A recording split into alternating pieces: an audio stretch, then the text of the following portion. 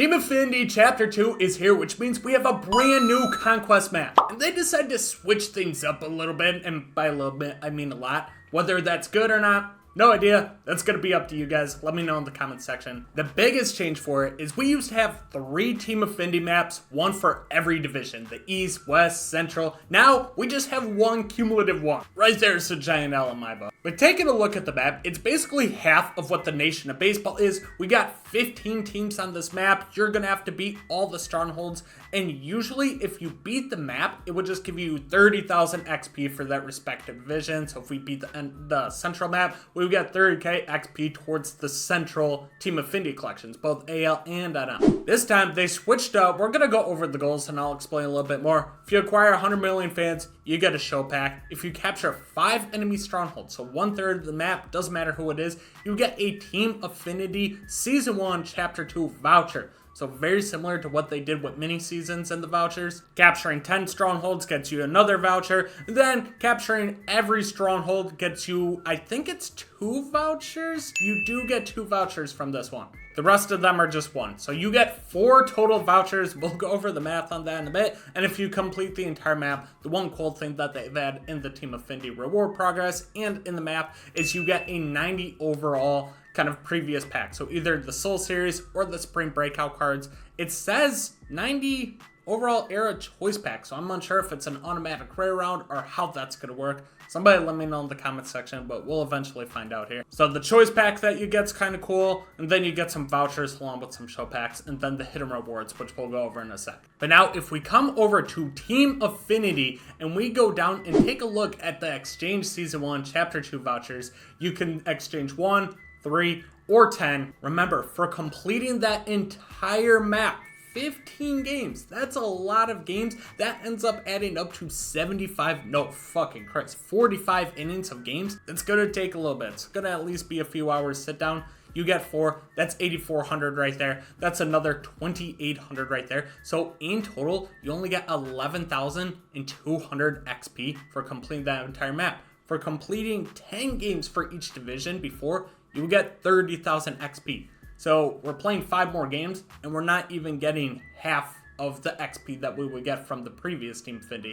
So right there, fucking sucks. 11,800 will only get you like the right here. So it doesn't even give you anything. The best way to get some of these players is honestly by just doing these player exchanges. If you do all of them, which is a lot, and it's going to cost you, I think people said under 10,000 stubs, that gives you enough to get your first boss pack. So if you want to spend like 10,000 stubs, you can get your favorite player. The other big change they made with that is we don't have a Team Affinity mini seasons. Well, like why? We got Team Affinity Season 1, which was a great way to, kind of grind through this and get vouchers. But now we only got Classic, we only got TA1. So they didn't even add a new Team Affinity, but we do have one that drops on 4/26, but just says new mini seasons.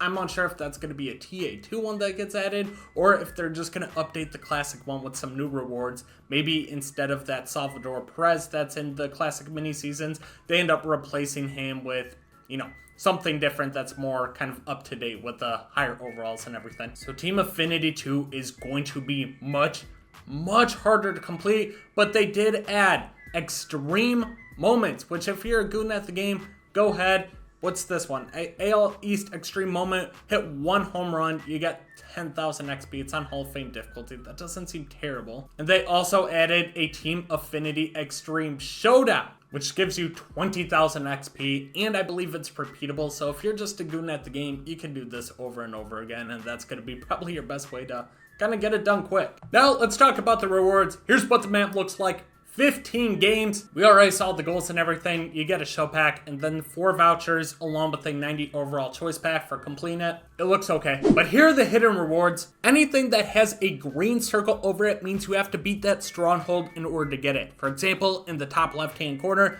you have to beat the Toronto Blue Jays stronghold and you'll get a headliners pack. It's going to be a random one, so you don't really get to choose. And then kind of moving over, you'll see we got a plethora of show packs kind of in the middle between San Francisco and Cincinnati. There's 2 of them.